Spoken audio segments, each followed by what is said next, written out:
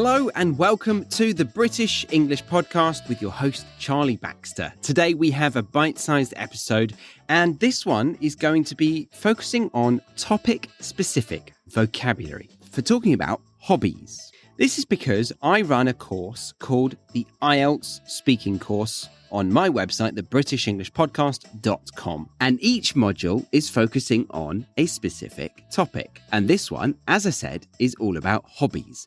And these are the bloopers, the answers that weren't good enough to get into the course, but instead of leaving them on my hard drive, I thought, why not help you better understand what's in the course by giving you the watered down, the slightly lesser version through a podcast episode. So, enjoy listening to a bunch of model answers for part one of the speaking exam, focusing on hobbies.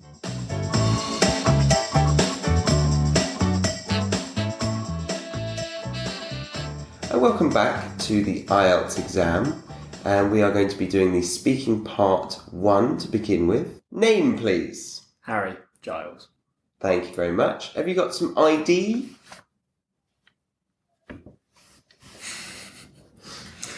The picture's quite old. This seems to say Dido Giles. I must have brought my sister's passport. So, on to part one, question one. What do you do in your free time? Well, I do a few things. I like listening to music, and I go to the cinema quite often, catch a movie with my friends. I occasionally go swimming, not regularly, just when the mood takes me. I like reading about military history, so I dip into that now and again.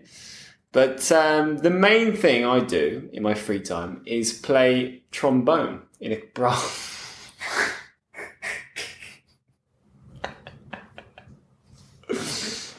But the main thing I do in my free time is play trombone in a brass band. We rehearse twice a week, so that takes up a good deal of my free time. Okay, and how have your hobbies changed since you were young? And I have created a worksheet for you to access for free that covers some of the vocabulary and definitions in this video. If you would like to access it, all you need to do is click the link in the description box. You enter your name and your email address, and then you will immediately get access to a bunch of free resources I have taken a long time to make for you. So, click that link in the description box that says free worksheet, and you can enjoy that whilst consuming this episode. How have your hobbies changed since you were young? Well, I guess my day-to-day activities have changed significantly since I was a boy. I suppose in general they haven't changed much. Well, I suppose in general my pastimes haven't changed all that much. I mean, I've been playing in bands since I was a kid, in the junior band, and that was basically the same as I do now. Let me see. Well, I suppose one thing that has changed is the music I listen to. These days, my taste in music has broadened. I listen to a plethora of different music genres, all sorts of things. Whereas before, I stuck to quite mainstream stuff. And of course, these days, you can listen to whatever you like really easily and cheaply through the computer. Back when I was a kid, you had to go to the music shop and pick up a CD. And are there any hobbies that you used to do which you don't do anymore? Well, I guess there are some pastimes that I don't really do nowadays. Well, okay, I used to play rugby. I was in the local team, which meant that when we played at school, I was one of the better players. And so I was picked for the team. And so that kept me out of trouble through my teenage years. But then I messed up my knee, and it got to the point where I couldn't even sit down without being in absolute agony. So that stopped me from playing. In fact, it still gives me a lot of jip even now.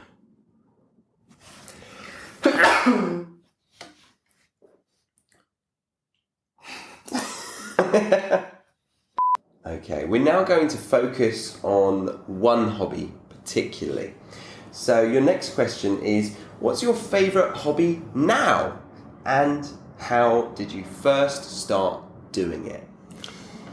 Yeah, well, as I've already mentioned, I play horn in a brass band, and how I got into that was at school, when someone came round and showed us a load of instruments and let us have a go on them. And when she asked who'd like to learn to play something, my hand shot up without me even thinking. Then all of us who wanted to learn formed a line, and I was at the back. And by the time I got to the front, the only instrument left was the trombone. So I got that. And I started taking lessons, and before I knew it, I was playing in the local junior band.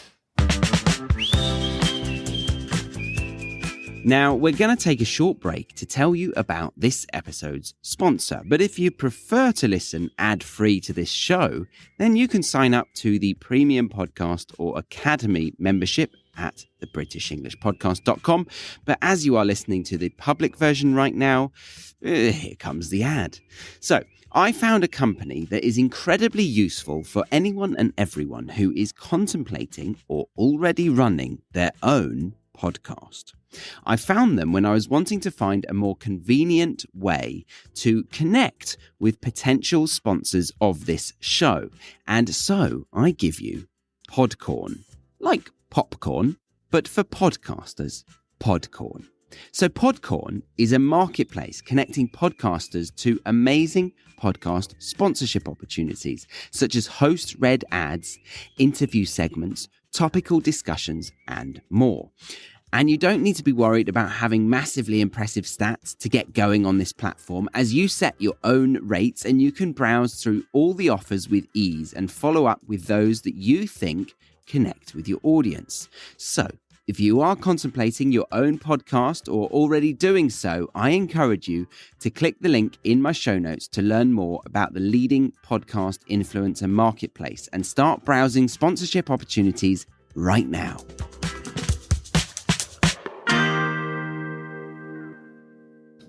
Nice iPad. Oh, thank you. We got a bit of funding from the government. So let's go back to your hobby. Is it particularly expensive? Yeah, well, of course. If you want to play seriously, eventually you're going to want to get your own instrument, one that's decent quality. So you'll have to cough up the money for that. And that's a big outlay. A good trombone costs about $2,000 or so. But once you've got that, it's actually pretty cheap. Playing in the band costs about 15 quid a month in subs. And for that, you get a uniform, lots of music to play, the music director's fees, a warm room to play in. So you get a lot for your money, I think. Alrighty. And who do you do your hobby with? Mum. So who do I practice music with? Well, of course I play in a band, and there are, 25 or so of us there. And when there's a good turnout, people of all ages and abilities are there. And I really love that. There's a social element, good camaraderie, a bit of band politics sometimes, but you feel part of the family and you feel valued because you have an important part to play. No matter whether you're the lead cornet player or you're plodding away on the bass line, it's not half as much fun playing on your own. In a band, you're contributing to a much bigger, fuller sound. Right, and what do you like specifically about your hobby? Well, there's a lot of things that I relish about this hobby, and one of those things is blasting air through it so that everyone's hair flies backwards. No, not really. We get told off if we do that. Now, for me, there's no greater pleasure than when you play a piece of music and suddenly it just comes together. You're not just blowing out notes, you're creating an atmosphere, and you can feel the hairs on the back of your neck standing on end, and you get goosebumps all up your arms. It doesn't happen often, but when you get one of those moments, there's nothing like it. And is there anything you dislike about this hobby? Oh yeah, when it's cold and you've had a rough day and you have to drag yourself to a rehearsal, and chances are it's not going to be a good one because loads of people are probably going to skip it. Sometimes you really can't be bothered. Banding's also very demanding on your time. It's a huge commitment to be out 2 nights a week, especially if you have concerts or weekends. It really eats into your free time, and you have to find a partner who's understanding about that. Right, and what sort of people enjoy your hobby? Is that all right? Or? Yeah, it's fine. Well, I mean, all sorts really. In our band, in our training band, we've got players as young as 7. And in the main band, we've got players in their 80s. So all generations. You've got quite a few family groups. Parents get their kids into it, or sometimes parents bring their kids along to play. And instead of standing around waiting, they pick up an instrument and have a go as well, which is nice. And you get all the personality types too. Extroverts, introverts. It's a nice thing for people to do if you aren't that gregarious, actually, because you feel you're part of something without having that pressure to socialise. Okay, and coming on to the last question of part 1, are there any other hobbies that you'd like to take up, and why? Oh, I don't know. I don't really have time to do anything else. But if I did, I suppose, I'm not really physically active enough, and I've got a friend who does BMF, British military fitness. Mud running, wheelbarrows and burpees and such like. It looks pretty challenging and quite good fun, though I'd have to train properly to make a good go of it. I can't see it happening though, realistically. I don't really have the dedication, and I don't think my knee could stand it either.